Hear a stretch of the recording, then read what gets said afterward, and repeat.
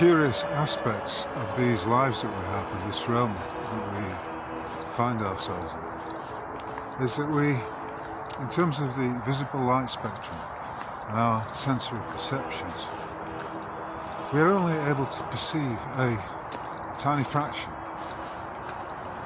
of all the energetic forms and the light spectrum that is all around us. From that, it logically follows that there are bound to be energies, thought forms, spiritual beings, possibly even ghosts, demons, angels, light beings, creatures of the shadows that are around us that we simply cannot see. There's a fellow who, unless I've got it wrong, he's called Jerry Mazinski, and as far as I know, he was a psychologist, a cognitive psychologist working in the United States penitentiary system, dealing with lots of people who had been deemed to be labouring under some kind of mental illness.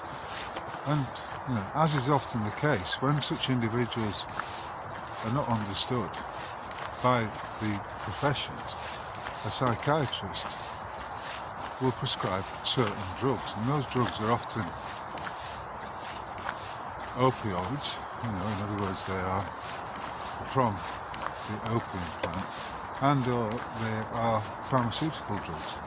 They're oil-based coal tar pharmaceuticals, which are bad for us. It's a curious thing when you put it like that we're actually moving through this construct, and we might be able to sense things that are not within the spectrum of our five senses. So I suppose that's what we call extrasensory perception. And we also come into this construct with a memory wipe, and there are probably good reasons for that, because I suppose if your mind was open to the point where you could remember every previous existence you had, that would bring about potentially a number of issues. Now, by way of example, you get a glimpse of these worlds sometimes through, being in an altered state of mind, and that of course can be one that has been created through drugs, or through, when I say drugs, I mean it could be plant medicine. I'm not necessarily talking about man-made pharmaceuticals. So for instance, peyote, marijuana, liberty cap mushrooms, Amanita muscari, these are all natural plants that exist in this realm, and which can put you in an altered state of consciousness, and which can open you up to the various realities or the various other levels of creation that are all around you, but with your everyday consciousness you simply remain unaware of them. And from that you can extrapolate that there are certain entities, thought forms, spiritual beings that are existent around us, and that sometimes these can take possession of an individual's consciousness. And so Jerry Mazinski, this psychologist, I was going to say cognitive therapist, but I'm not quite sure if that is the correct term. He was researching into schizophrenia, into these various states of mind that some of his patients were experiencing. And his conclusion, this is a very simplified version of what conclusion he reached, was that a lot of the time it was when the individuals were put on opioids by the psychiatrists that the very condition that they were looking to alleviate came into existence, it came into being, and that the entities, if you like, the beings, the malevolent thought forms or demons, would attach themselves or find a way into the individual. So the voices in their heads were real, but they were enhanced by the opioid drugs that were being given to them. Before I go on to an insight that I have had about this, I remember seeing the Exorcist film back in 1983 when I was a student at university. And I can remember being very, very shocked by it. It was so realistic, and the possession was so graphically presented. You couldn't help but be shocked by it. And you come to realise that exorcisms are a real thing. That just because we can't see something, lack of evidence is not evidence that something doesn't exist. Because you can't see it doesn't mean to say it doesn't exist. And so I'd just like to point out a couple of experiences that I have had. The first one was on a plant substance, which it's from the group of plants known as sage, and it's called Salvia divinorum. We're going back, this is about 18 years ago, and at that time you could buy these. Well, there was a shop in Nottingham, and this was all over the country. You could go into these shops and buy these herbal highs, these natural highs. They were marketed as. Bipeperazine was one of them, and they were capsules of plant extracts that could put you in an altered state of consciousness. And so I tried this Salvia divinorum. If you've heard of it, or if you've tried it, you will know that the experience that you have, the things that you're able to see are common to each individual who takes it. And so one of the things that people will ask you is, oh, did you see the laughing gnomes? And I remember I was on my bed, and suddenly, before my eyes, on the wall above the bed, it transformed into a kind of ship's rigging. And in that rigging were loads and loads of little creatures that I would describe as gnomes, and they were laughing gnomes, they were giggling, and they suddenly seemed, Terence McKenna is someone else who spoke about this a lot, and they were laughing at me, and from that there was a hilarity in myself that came from it. But they were like cartoon figures, and they were all on this rigging, this ship's rigging in my bedroom. And I could literally see them. So I'll cite that as one example of an experience I had in which I was able to see another level of reality that ordinarily would be invisible to me. A second experience, and these are just two out of a number, I suppose, was when I had some DMT, dimethyltryptamine, in crystal form. At the time I knew a young fellow who was an alchemist, and he was able to create it. And the thing about that is, when you smoke, it's called the spirit molecule. There has been research into this. And I was out with some friends. We were on we had an evening in the woods just south of Nottingham, and we were in a grove. A grove would be the best place to describe it. So in other words, we were surrounded by trees, and there were these walkways between the trees. And when you take DMT in that form, when you smoke it, you are suddenly transported into you're given a glimpse of, again, another level of this realm. And for me, again, very hard to articulate because you're attempting to describe the ineffable here. For me, it was as though I was experience the heart of the construct, and it was something I can only describe as like it was organic, and it was clock-like in its mechanisms. Everything was wonderfully constructed. Everything was very precise, and at the heart of it was this golden sun. But so I was looking into these wheels, like the wheels within a clock or a watch, a timepiece, and they were spinning round, and At moments like that, your ego's gone.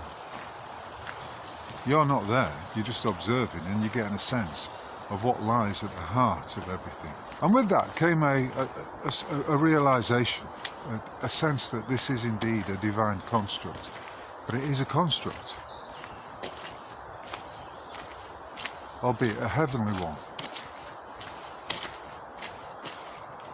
And it's strange, you know, here I am walking through these woods today at dusk, and I'm trying to articulate experiences that I had several years ago. But I'm just using this as a way of illustrating how we do not ordinarily have any ability to cognise that which is around us. And that which is around us is a multiplicity of forms, and I would say within that you've got a multiplicity of different beings, some of whom may take the form of these elves, or these, I think Terence McKenna called them the magical elves, or I can't remember the term. But you know, David Bowie sung about the laughing gnomes, and it was like that. So it does follow that there may well be ghosts around us. In other words, spiritual beings that are here for whatever purpose, that are somehow trapped in this multiplicity in this realm, but within the multiplicity of worlds that exist within this construct. But it wasn't frightening. Neither of those experiences were frightening. And I would say both of them, or just those two experiences, did leave me with a deep sense of connectedness and a profound knowledge of God, if you like. It was just, they were glimpses into the hidden realms. But of course, you wouldn't be able to, if your mind was open to that extent all the time on a permanent basis, you wouldn't be able to live your everyday life. You'd find it very difficult to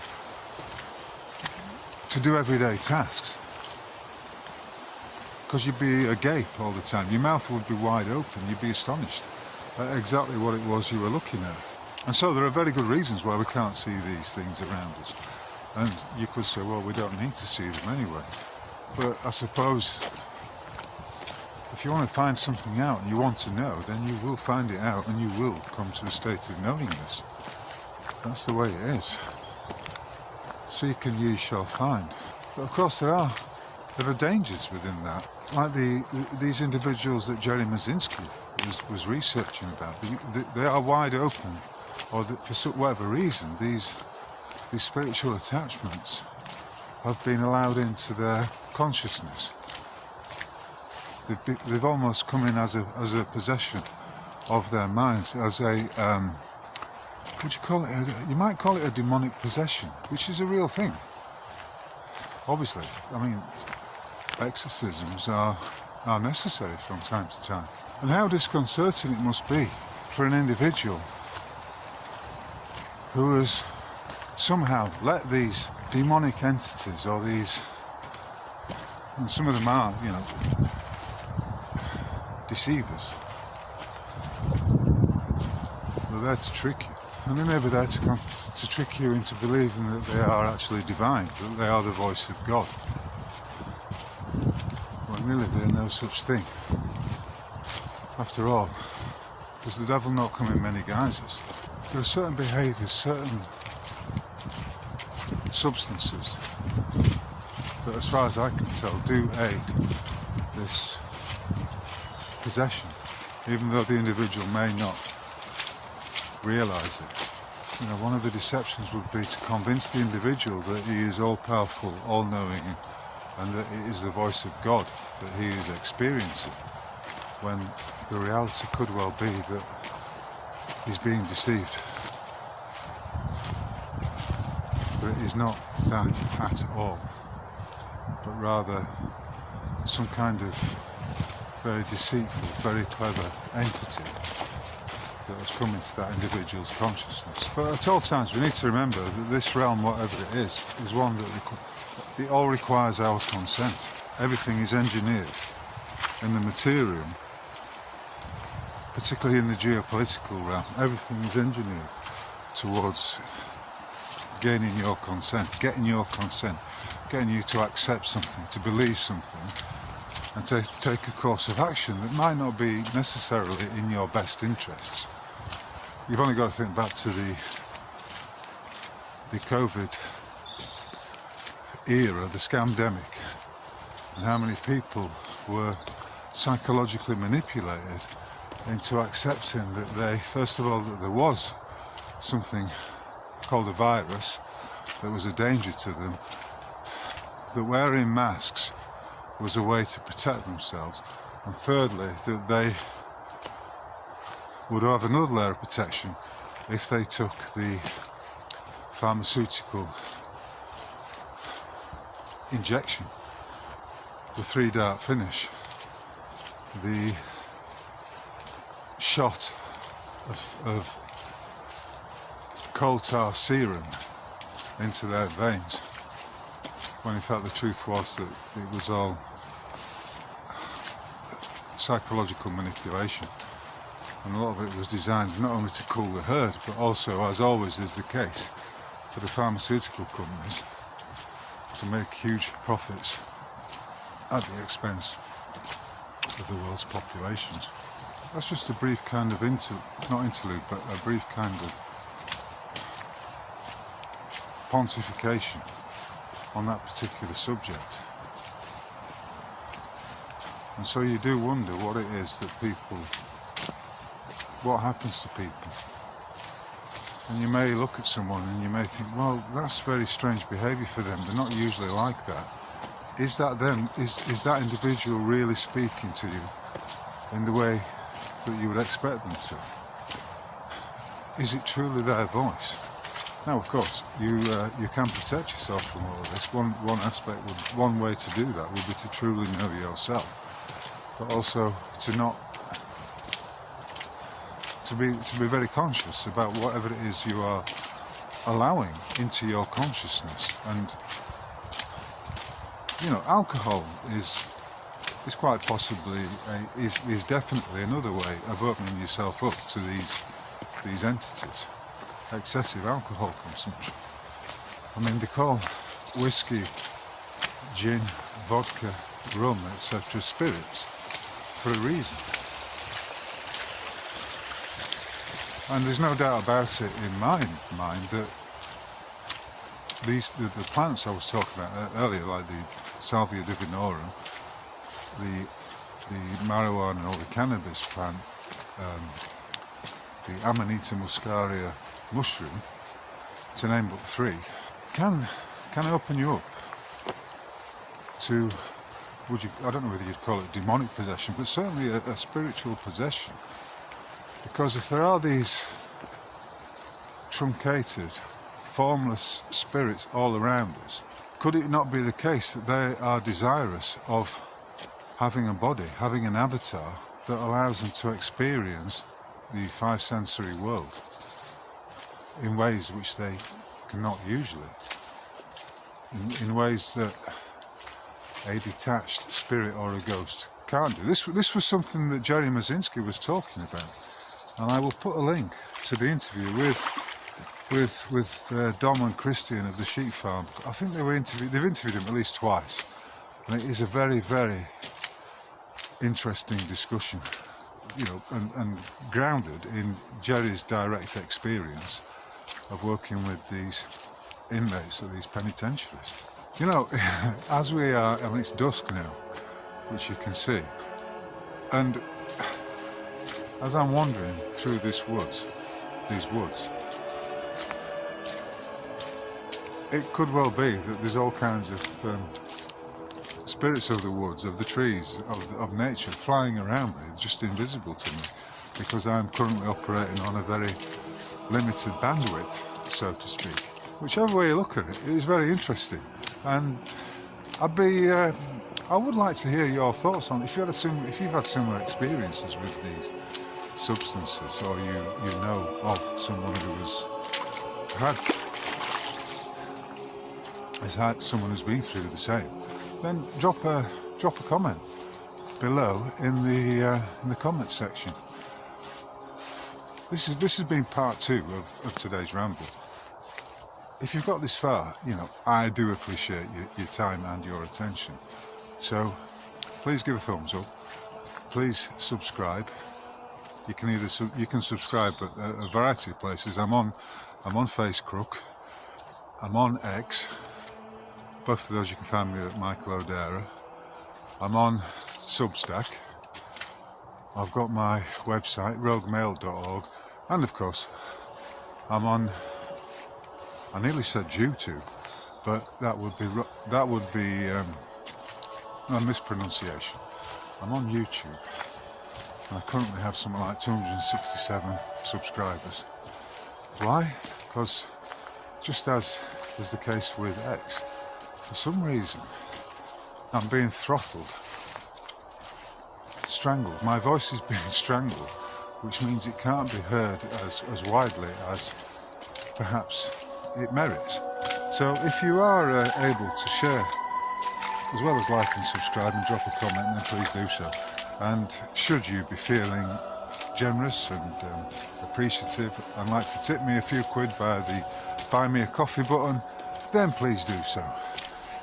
It doesn't matter ultimately, because it's attention that we pay with, and I don't, you know, if you're paying attention, that's fine by me. That's good enough for me. Anyway, until the next time, I'll catch you on the flip side of whatever this reality is, and the flip side of your mind. Does that make sense? I hope so. Cheers.